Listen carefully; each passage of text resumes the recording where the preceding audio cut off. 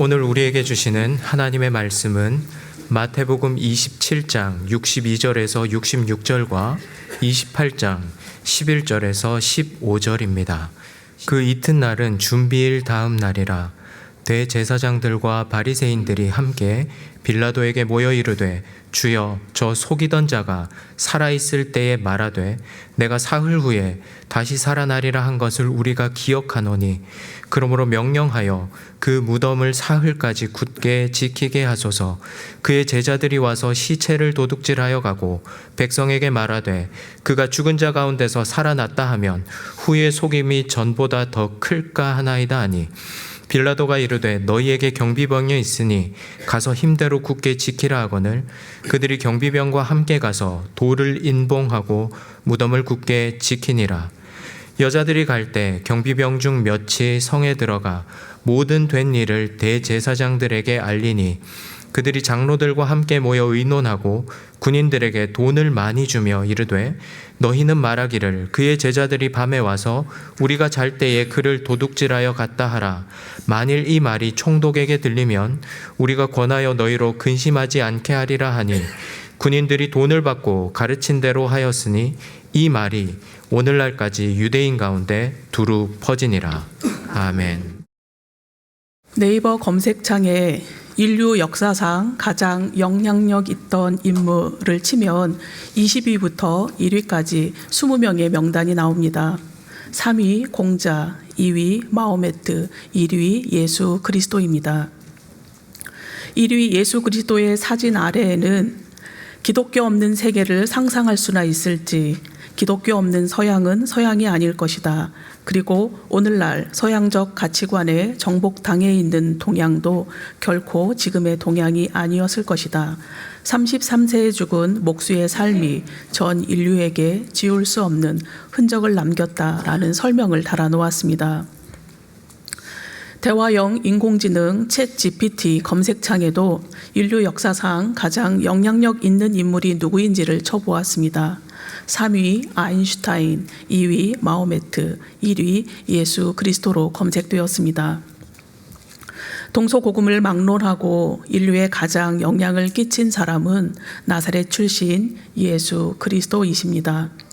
예수님의 생애를 인정하든 인정하지 않든 예수 그리스도는 온 생애를 걸쳐 하나님이 우리의 구원자이시며 우리를 사랑하신다는 사실을 증명하셨습니다.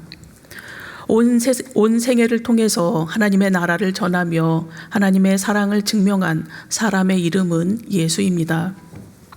당시 예수라는 이름을 가진 사람은 발에 채일 정도로 많았다고 유대 역사가 플라비우스 요세푸스는 전하고 있습니다. 예수는 이름이든 겉모습이든 눈에 띄지 않을 만큼 평범했습니다. 그리고 보통 사람들의 삶의 냄새와 다를 바 없는 모습을 하고 사셨습니다. 요한복음 8장 57절에 보면 사람들이 30대의 예수를 보고 50세도 못 되었는데 라고 말할 정도로 예수의 삶은 나이보다 늙어 보일 정도로 고되고 지쳐 보였을 수도 있습니다. 목수였던 아버지 요셉에게서 일을 배워 일정한 점포 없이 사람들의 요청에 따라 떠돌아다니며 일을 했을 것입니다. 당시 유대인들은 자신의 직업을 나타낼 수 있는 것을 몸에 지니는 습관이 있었다고 합니다. 염색공은 색이 있는 천을 몸에 지니고 다녔고, 공증이는 깃털 펜을 지니고 다녔습니다. 목수는 조그마한 나무 조각을 지니고 다녔을 것입니다. 예수는 대규모의 건축이 아니라 사람들의 요청에 따라 자잘한 목공일을 하며 이웃집 구석구석의 가난과 삶의 고달픔을 보셨을 것입니다. 나사렛을 포함하여 주변 마을에는 온갖 질병에 노출된 사람들이 더불어 살았고, 낮의 더위와 밤의 추위로 인해서 여러 질병이 유행하였습니다. 어느 집에서는 말라리아 병에 걸려 신음하던 환자도 만날 수 있었을 것이고, 중풍으로 고생하는 이웃도 만나셨을 것입니다.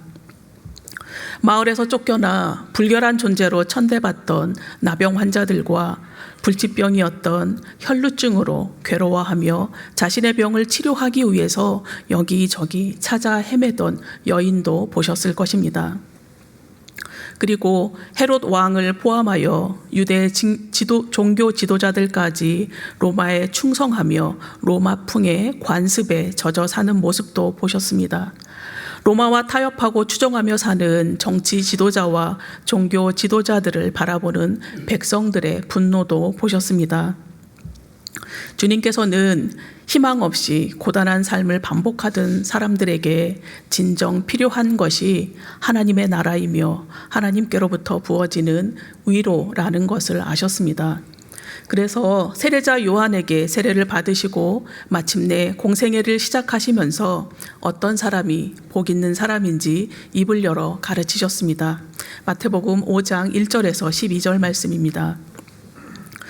예수께서 무리를 보시고 산에 올라가 앉으시니 제자들이 나아온지라 입을 열어 가르쳐 이르시되 심령이 가난한 자는 복이 있나니 천국이 그들의 것이며 애통하는 자는 복이 있나니 그들이 위로를 받을 것이며 온유한 자는 복이 있나니 그들이 땅을 기업으로 받을 것이며 의에 줄이고 목마른 자는 복이 있나니 그들이 배부를 것이며 긍휼히 여기는 자는 복이 있나니 그들이 긍휼히 여김을 받을 것이며 마음이 청결한 자는 복이 있나니 그들이 하나님을 볼 것이며 화평하게 하는 자는 복이 있나니 그들이 하나님의 아들이라 일컬음을 받을 것이며 의를 위하여 박해를 받는 자는 복이 있나니 천국이 그들의 것임이라. 나로 말미암아 너희를 욕하고 박해하고 거짓으로 너희를 거슬러 모든 악한 말을 할 때에는 너희에게 복이 있나니 기뻐하고 즐거워하라. 하늘에서 너희의 상이 큼이라. 너희 전에 있던 선지자들도 이같이 박해하였느니라. 몸과 마음이 가난하고 박해로 고통받던 사람들에게 평생 들어보지 못했던 메시지가 귓가에 들려오기 시작했습니다. 인자하고 부드러운 음성으로 가르쳐 주시는 주님의 메시지를 듣던 사람들은 가슴속 깊은 곳에서 북받쳐 오르는 따뜻함과 생명의 기운을 느꼈을 것입니다. 애통으로 가득 찼던 그들의 심령에 위로와 기쁨이 가득 차올랐을 것입니다. 주님께서 제자들을 선택하실 때에는 집안의 경제력이나 개인의 스펙을 보지 않으셨습니다. 불같은 성격을 가진 사람, 누구보다 앞자리에 서고자 하는 사람, 셈이 빠른 사람, 무던한 사람, 있는지 없는지 존재감 없는 사람, 의욕이 앞선 사람 등 일상 속에서 언제 어디서나 만날 수 있는 사람들을 택하셨습니다. 그리고 거친 그들을 제자로 다듬어 가셨습니다. 주님께서는 매일의 일상을 제자들과만 함께 하지 않으셨습니다. 혼인집에 포도주가 떨어진 것을 아시고 물로 포도주를 만드는 첫 표적을 행하셨습니다. 빈들에 모여있던 군중들의 저녁 끼니를 위해 작은 도시락 하나로 여자와 어린이 외에 5,000명이 넘는 사람을 먹이시는 기적도 행하셨습니다. 병든 자만 고치신 것이 아니라 무덤에 안치되었던 죽은 사람도 살리시며 걸어 나오게 하셨습니다. 폭풍 몰아치는 바다도 잠잠하게 하셨고 일렁이는 바다 위를 걷기도 하셨습니다. 자연까지 다스리시는 권능을 보이시자 주님의 기적 행하심에 압도된 군중들은 주님을 로마 식민지에서 구원할 구원자로 보기 시작했습니다. 군중들의 본심을 아신 주님께서는 군중들을 피해 다니기도 하셨습니다. 주님의 공생의 사역은 존중받지 못하던 어린이, 여인, 과부, 온갖 병자, 귀신 들린 자, 창녀, 가난한 자, 부한 자, 지옥의 땔감으로 여기던 이방인을 가리지 않으시고 모든 사람과 진지한 만남을 이어가셨습니다. 그래서 유대 종교 지도자들로부터 먹기를 탐하고 포도주를 즐기는 자, 세리와 죄인의 친구라는 악담과 위험한 인물이라는 경계의 시선도 받으셨습니다. 그러나 주님께서는 가난하고 소외된 한 영혼을 있는 모습 그대로 보셨고 있는 모습 그대로 존중하셨습니다. 주님께서는 모여드는 군중들이 어떤 삶을 살고 있는지 잘 알고 계셨습니다. 주님께 모여드는 군중들은 대부분 호숫가를 중심으로 생활하는 어부들과 그의 가족들이었습니다. 또한 거리에서 만난 가난한 사람들, 애통하는 사람들, 위로받지 못한 사람들이었습니다. 그들이 마음을 열고 주님의 말씀에 쉽게 이해할 수 있도록 삶 속에서 경험할 수 있는 비유들로 말씀하기 시작하셨습니다.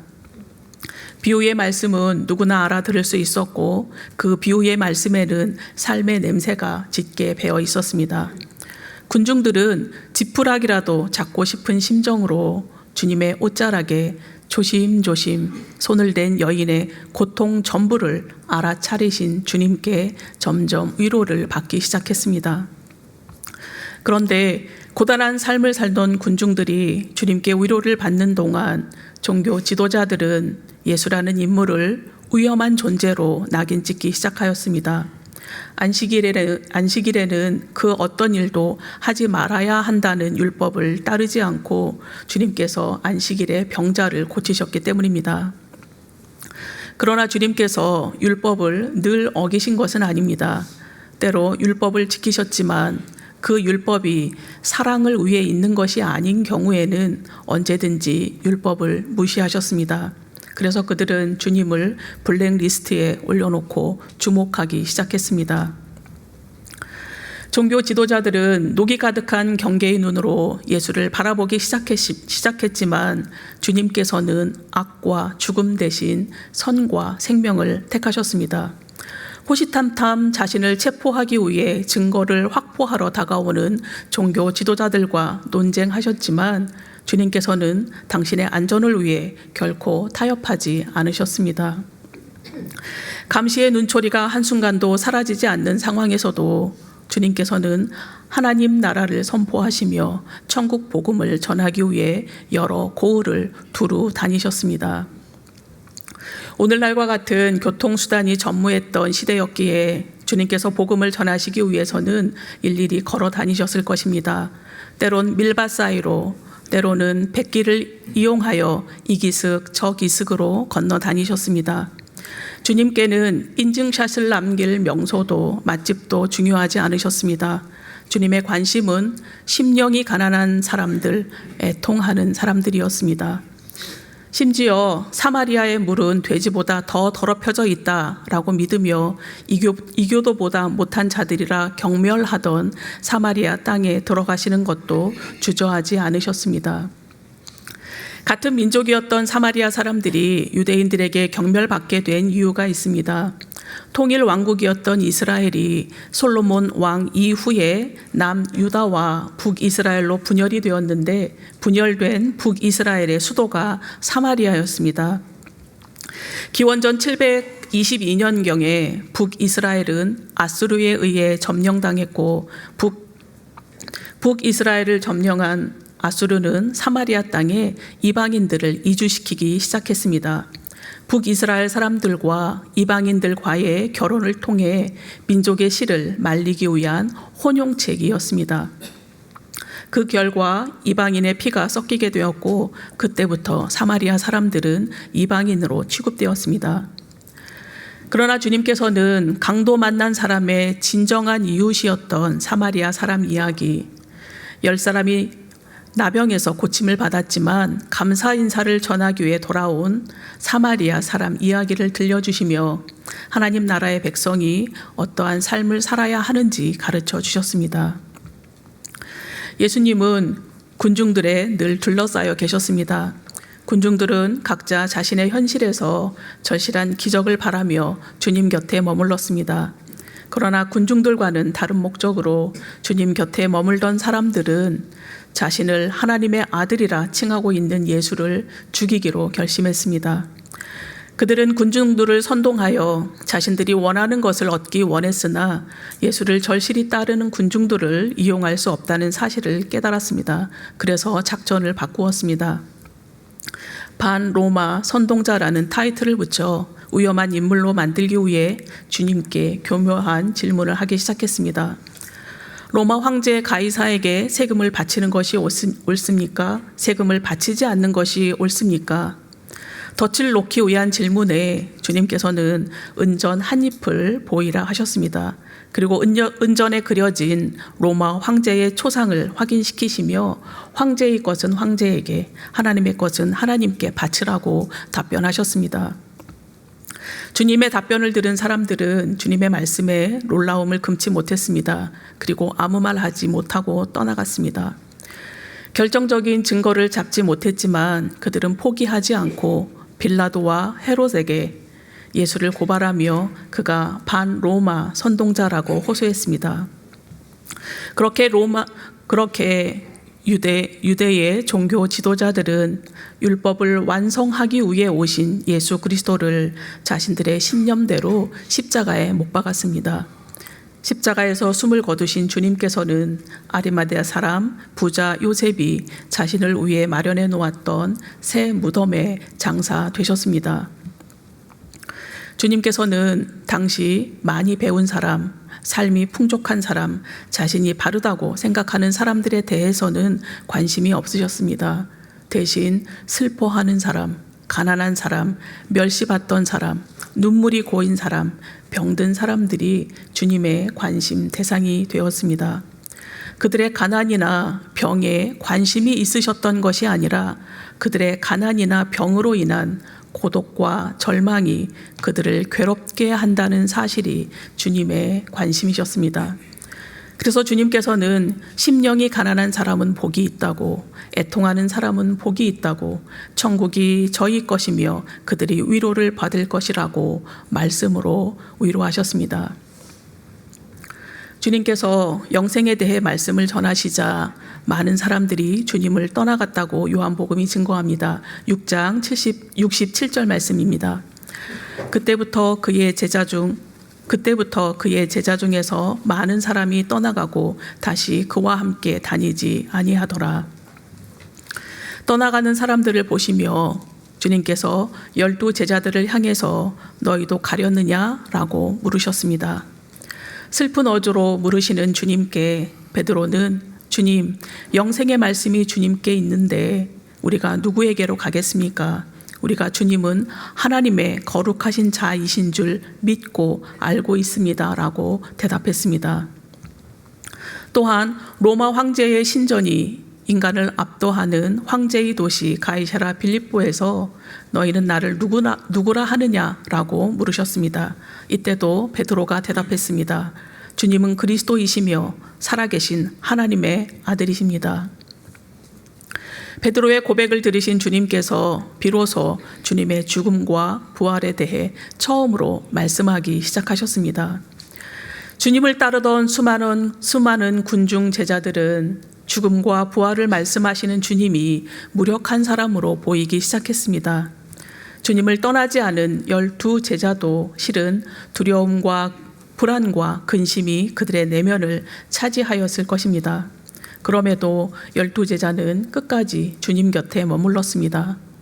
그러나 결국 제자 중 한 사람은 스승을 은 30에 팔아넘기고 목매어 죽었습니다.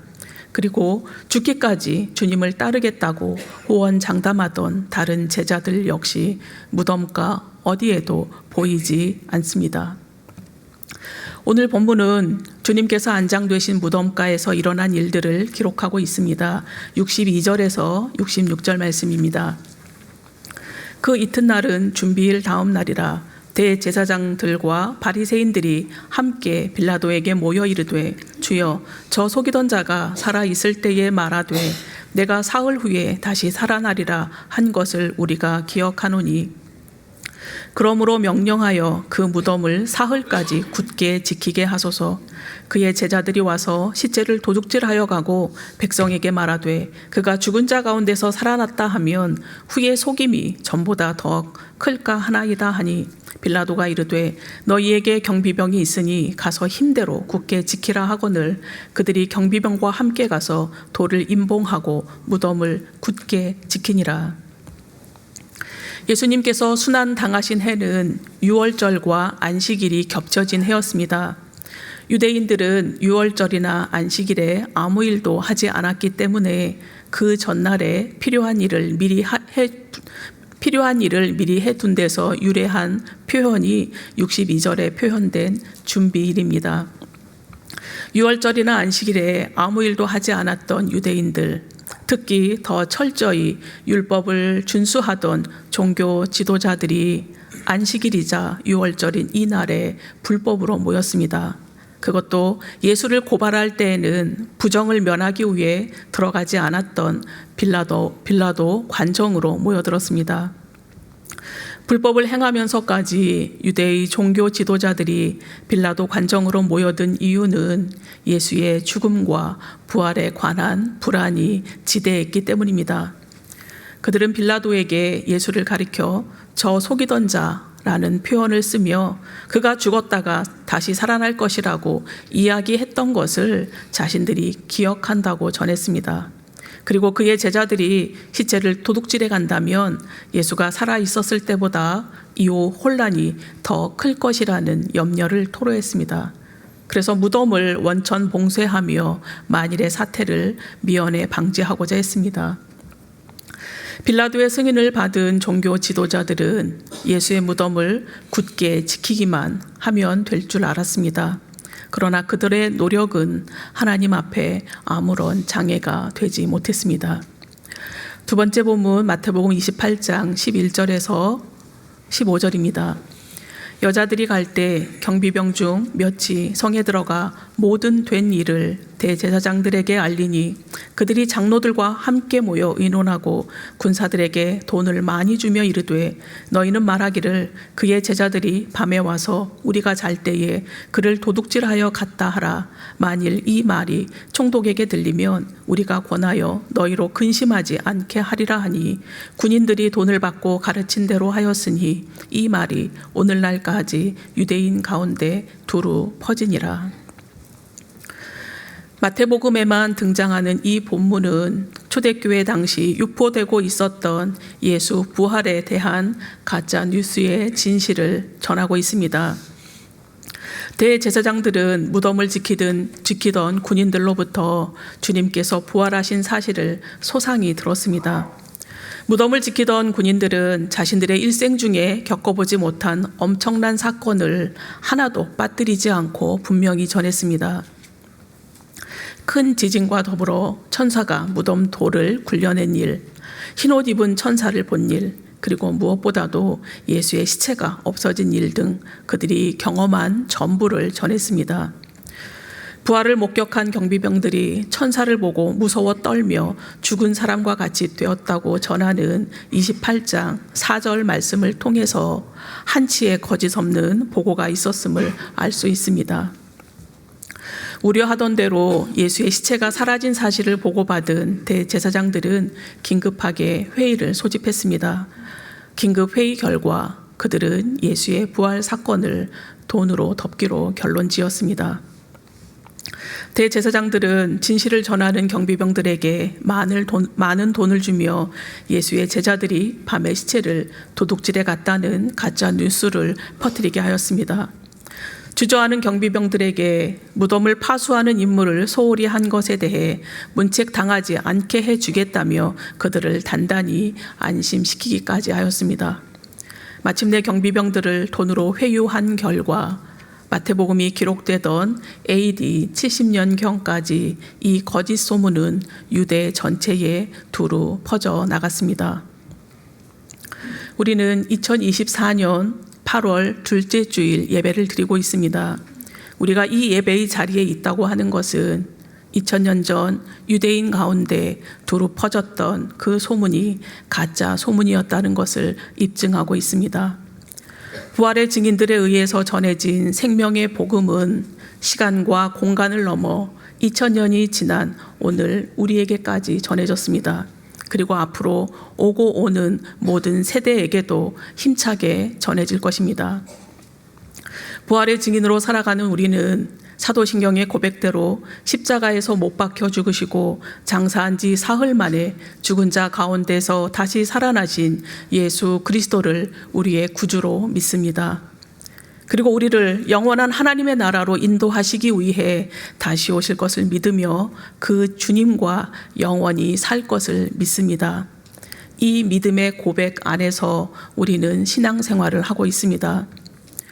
그러나 예배 때마다 고백하고 있는 사도신경의 고백이 교우님의 고백인지 여쭙습니다.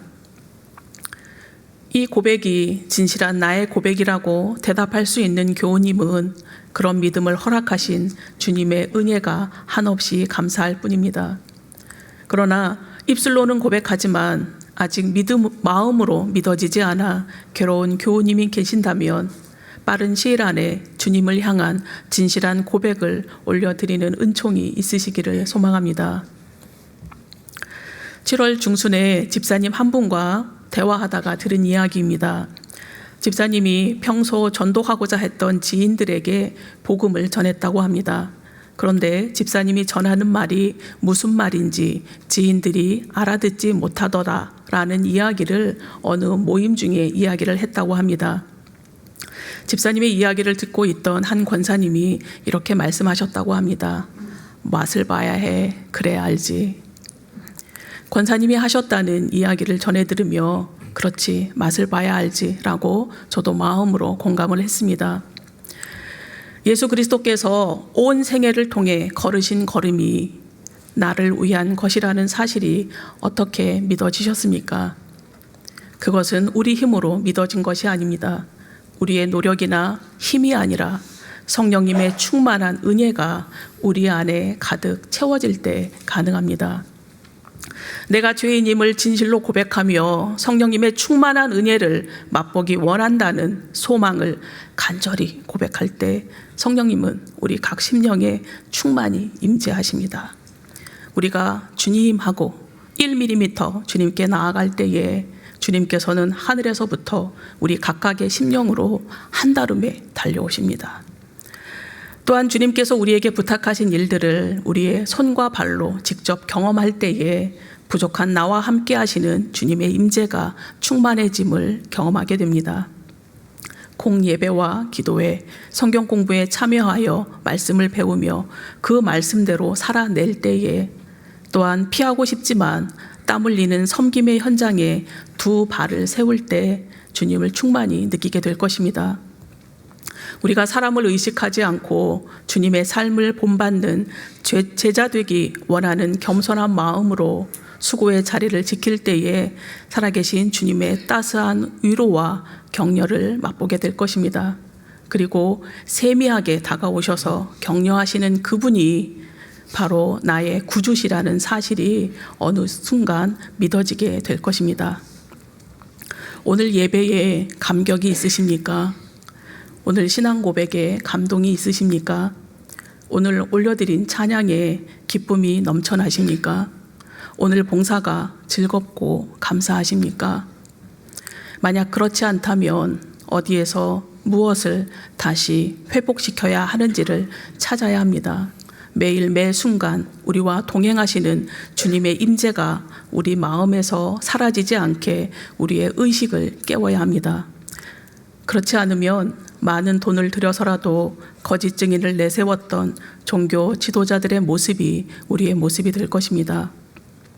또한 모든 진실을 두 눈으로 목도하고도 돈의 양심을 판 경비병들의 모습이 우리의 모습이 될 것입니다.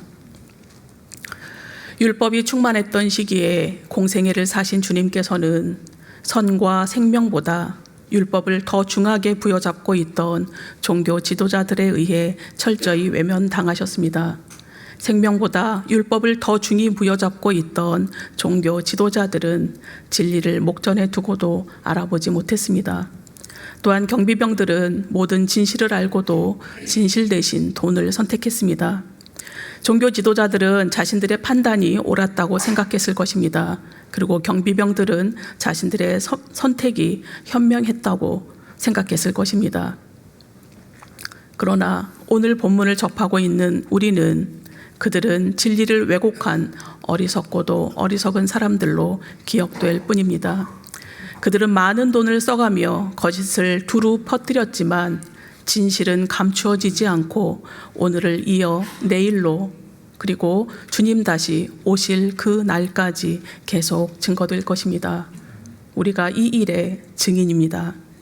우리 모두가 증인다운 한 주간을 살아가다가 다음 주일 감격과 감동과 기쁨 가득한 예배를 올려드릴 수 있기를 간절히 소망합니다. 기도드리시겠습니다. 하나님 아버지, 죄 많은 우리를 구원하시기 위해 십자가에서 못 박히신 주님께서는 사흘 만에 부활하셨습니다. 그러나 주님께서 부활하실 것에 대한 염려로 안절부절하던 종교 지도자들은 부활을 목도한 경비병들에게 많은 돈을 주며 거짓 소문을 퍼뜨렸습니다. 그들은 손으로 하늘을 가리려고 했고 진실은 감추어지지 않는다는 사실을 알지 못했습니다. 이긴 것 같았으나 실상은 영원히 패했다는 사실도 알지 못했습니다. 주님의 죽음과 부활로 우리를 참 생명 얻게 하신 하나님, 부활의 증인으로 이 시간 예배의 자리를 지키게 하시니 참 감사합니다. 우리의 속사람이 날로 강건해져서 우리가 매일 그리고 매주일 고백하는 신앙 고백이 진실한 나의 고백이 되게 하여 주시옵소서. 기후 위기와 전쟁 소식이 끊이지 않고 있습니다. 주님께서는 난리와 난리 소문을 듣겠으나 두려워하지 말라고 말씀하셨습니다. 민족이 민족을, 나라가 나라를 대적하며 곳곳에 기근과 지진이 있을 것인데 이 모든 것은 재난의 시작이라고 말씀하셨습니다. 그리고 천국 복음이 모든 민족에게 전파되어야 끝이 올 것이라고도 말씀하셨습니다. 우리가 주님의 이름으로 인해 미움을 받을 것이지만 끝까지 견디는 사람은 구원을 받을 것이라고도 말씀하셨습니다. 이 말씀에 의지하여 들려오는 험한 소식에 흔들리지 않고 우리에게 맡기신 영혼들에게 구원의 복된 소식을 쉼없이 전하는 한 주간 살아가게 하여 주시옵소서. 그러기 위해 이 한 주간도 창문을 열고 주님의 임재 앞에 잠잠히 꿇어앉아 주님과 교제하며 주님의 위로와 주님의 격려하심으로 새 힘을 얻게 하여 주시옵소서. 예수님의 이름으로 기도드립니다.